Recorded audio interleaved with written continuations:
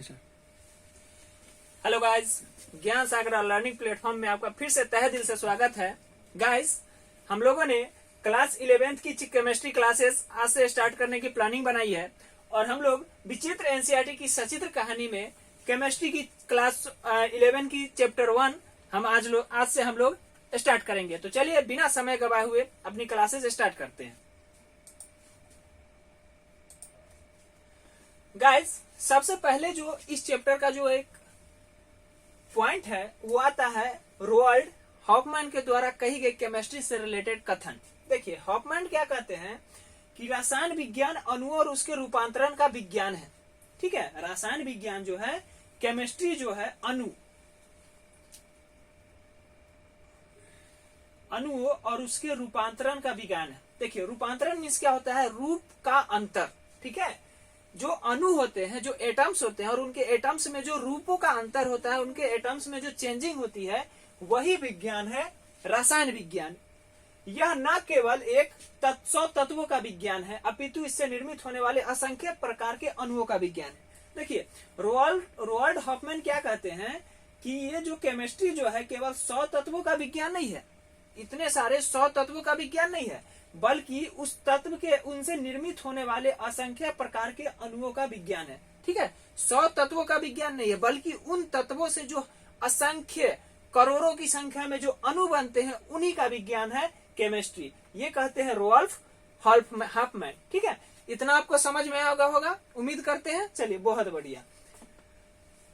अगला पॉइंट है केमिस्ट्री विज्ञान को मानव द्वारा प्रकृति को समझने और उसका वर्णन करने के लिए ज्ञान को व्यवस्थित करने के नियंत्रण प्रयास के रूप में देखा जा सकता है। देखिए, यहाँ पे थोड़ा जटिल लाइन लग रहा है, लेकिन इसको हम शॉर्ट करके समझने की कोशिश करते हैं।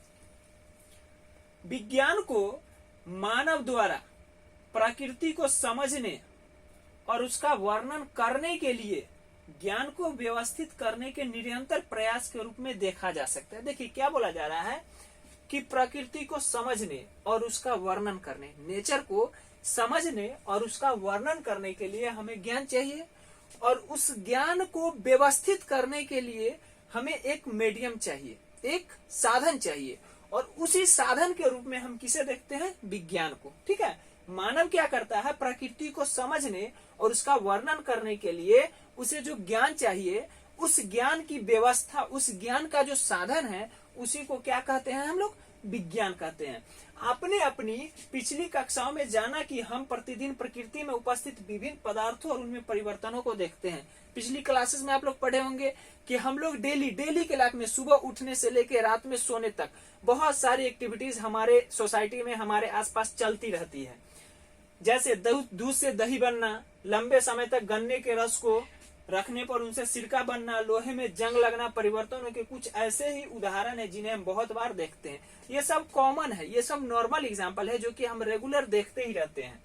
सुविधा के लिए विज्ञान को विभिन्न शाखाओं जैसे रसायन, भौतिकी, जीव विज्ञान, भूविज्ञान आदि में वर्गीकृत किया गया है। देखिए, केमिस्ट्री को हम लोग सुविधा के साथ, आसानी के साथ स्टडी कर सके, इसीलिए हम लोगों ने केमिस्ट्री को क्या किया है?